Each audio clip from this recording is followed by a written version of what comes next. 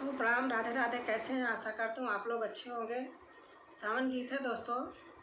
अब कजरी का मौसम आ ही गया है, साल लग गया है, तो धान लगाते समय भी गाते हैं, ऐसे भी गाते हैं।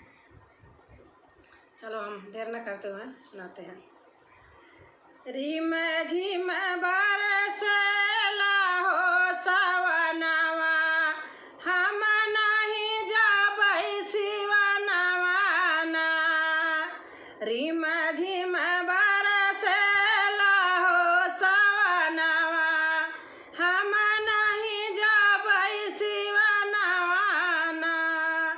हो हम नहीं जाबै सिवनवा ना। सबके साजन घरवा आए, हमरा पिया परदेसवा छाए। रहिया जो हाथ थके नयनवा, हम नहीं जाबै सिवनवा ना। सबके साजन घरवा आए, हमरा पिया विदेशवा छाए। रहिया जो हाथ थके नयनवा, हम नहीं जाबै सिवनवा ना।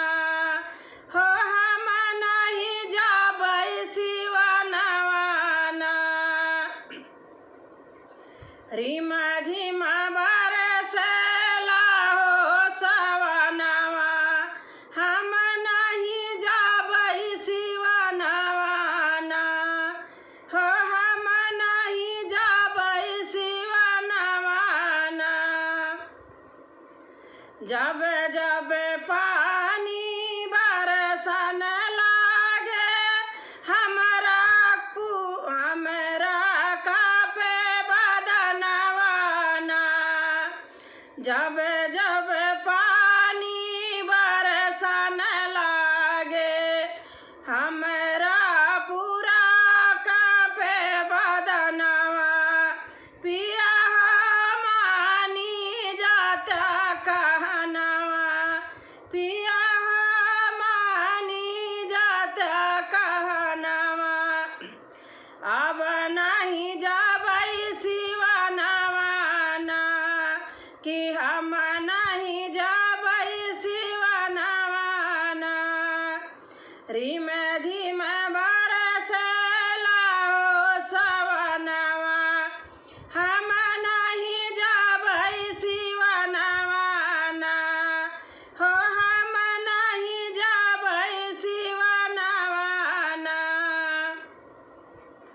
काला बदराजिया डरवाए, हमके याद सजन के सताए। काला बदराजिया डरवाए, हमके याद सजन के सताए। हमके याद सजन के सताए।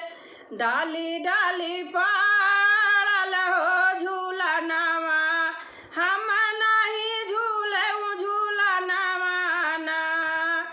डाली डाली